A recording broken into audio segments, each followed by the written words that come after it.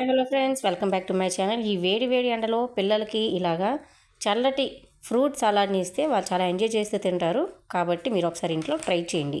ముందుగా నేనైతే 3 మెంబర్స్కి వచ్చిందని నేను చేసిన క్వాంటిటీ ప్రకారం 1/2 లీటర్ పాలు తీసుకున్నాను. అలాగే 2 టేబుల్ స్పూన్ కస్టర్డ్ పౌడర్ని ఇలాగా ఉండలు లేకుండా బాగా కలుపుకోవాలి.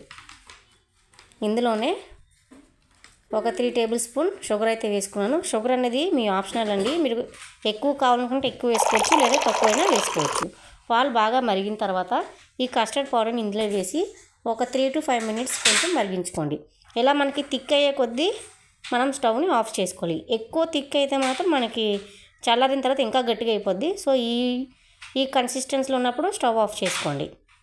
స్టవ్ ఆఫ్ చేసుకున్న తర్వాత ఇది బాగా కూల్ అయిన తర్వాత ఇలా విస్కర్తో బాగా బీట్ చేసుకోండి, లేదా మిక్సీ జార్లో వేసుకున్న మంచి క్రీమీ స్ట్రక్చర్ అనేది వస్తుందన్నమాట. సో మీ ఇంట్లో ఏ ఫ్రూట్స్ ఉన్నా పర్లేదండి, ఇదే ఉండాలి అదే ఉండాలని కాదు, ఏ ఉన్నా పర్లేదు.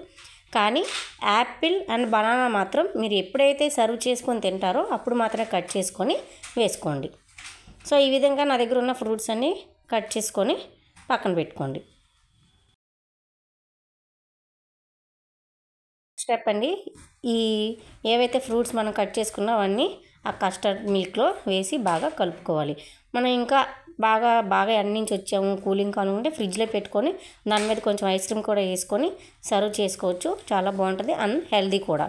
మీరు కూడా ఒకసారి ట్రై చేయండి. Please subscribe my channel. Thanks for watching.